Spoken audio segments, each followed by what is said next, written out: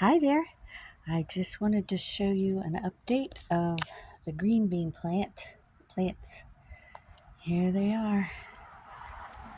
If you saw my other video, this was the idea. Crawl all the way up there to the second floor, and these wires are holding them up. These are some of the June bugs eating them a little bit, but see all the buds on there? So they've grown quite a bit, and it's not even August yet, so we're still in late July, but these are great. Look at all the little buds. Those are going to become green beans. So they'll all come out at once. I've been using, to get rid of these bugs, I just use soapy water, plain old soapy water. We don't need anything too harsh. But, so, see, there's one right there. I don't know if you can see it. It's hard to see. Yeah, they're really pretty. They're very shiny, but they're not good because they eat your plant. They eat other stuff too. They eat all kinds of my zinnias, and I got a tree. They like this particular couple of trees. And anyhow, I just wanted to show this to you. And look how big she got. She got really big. So somebody's beeping for some reason. I think they must know I'm filming. So, and then these are the zinnias. These are all brown-eyed Susans. There's a C of brown-eyed Susans there. These are the gooseneck, loosestrife, and I clipped a bunch of these dead ones over here to see what happened, and sure enough, they're coming back. So these are wonderful. These are really, really prolific. They will keep reproducing every year, just like these guys. And if you want a big wash of these, they will, I have them in my Etsy shop from Charlotte's Attic. I have these in my Etsy shop as well. You get one of these plants when you buy free, one of these when you buy one of these. Two of these come in each pack. So you get like 3 perennials. Actually, I always send more just in case. So you get like 4 or 5 plants in each one. So, and then these are some of my favorites too. I still don't know what they're called. I'm sure I could Google it real quick, but they're very pretty. These are those ones that I've actually dried their red flower that comes out. It's really unique and it's so pretty, and I just love them. So, oh, and there is, up there, a woodpecker must have created that, but this has housed that little hole right there. That has housed numerous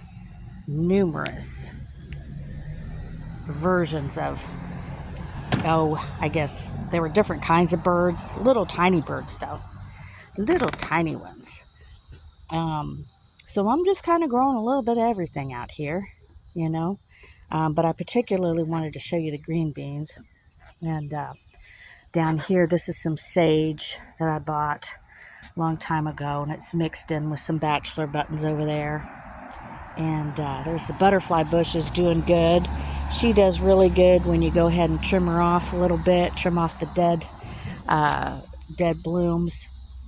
And these guys, these make great cut flowers. They make wonderful cut flowers.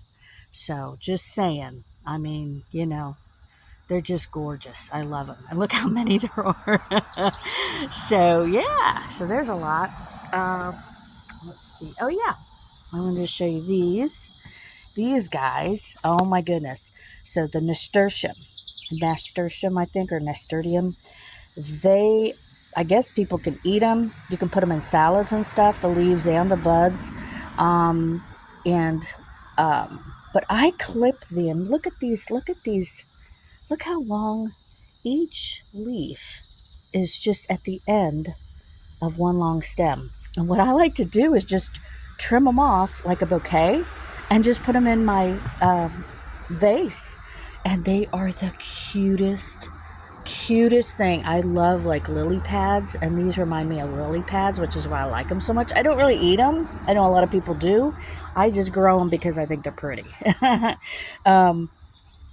But how cute are they? So I cut these off at these long stems, and they are like a flower that goes in a vase, and they last a really long time, like at least a week in a vase. So just saying, nasturtium makes a really pretty cut flower. I have a lot of good cut flower material here, you know. Look how beautiful those zinnias are. These are the big zinnias, and the birds like to eat all the little petals out, which is fine. That's awesome, because that's kind of what it's here for. It's for them, mainly, you know. I get to enjoy the pretty flowers, but they get to eat, so that's great. And here's those blanket flowers. I went ahead and I had deadheaded all of these, and look, they all came back. Deadheading means you cut off the dead flower once it's dead and it's really brown and all the petals fell off. Probably a bird came and ate them, ate the seeds out of it.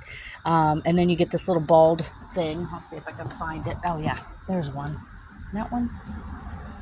That's one. That is what they looked like. And then I cut them off, and here they are. They came back.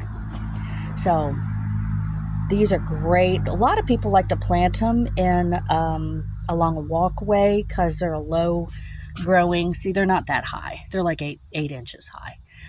But I like them in pots because I can see them and the bunnies won't eat them.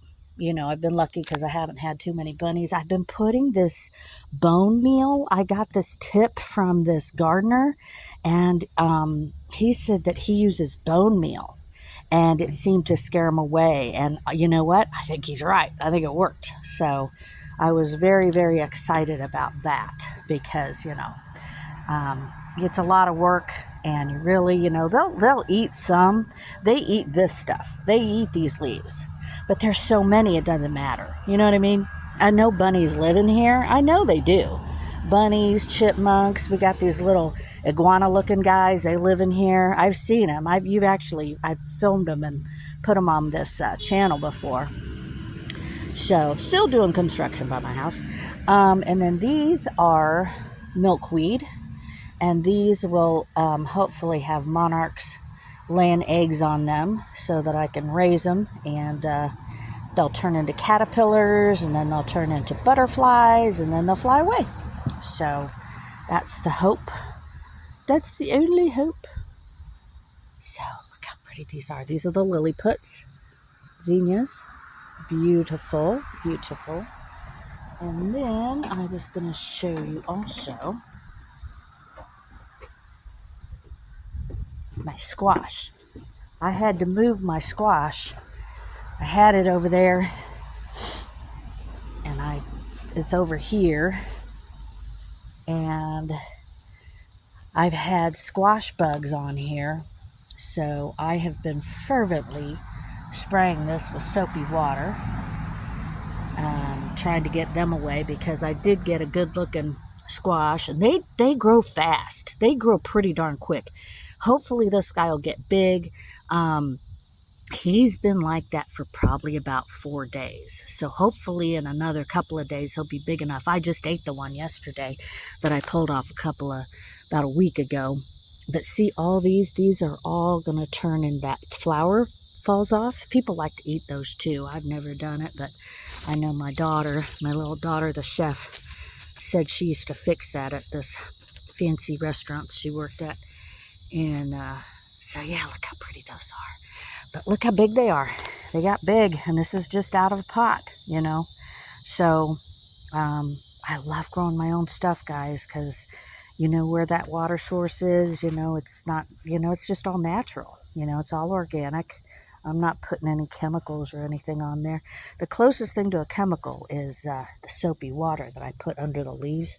I spray it under the leaves to keep these bugs away, because they will decimate a plant. So I am praying, but see down there, I'm a little worried that they're already in there. I'm a little worried, but I'm hopeful. I just want to get a few more of these guys off of the yellow squash off of there. I'll be happy, you know. But yeah, see, and there's the eggs. I don't know if you can see those. It might not be focusing very good. That's the eggs.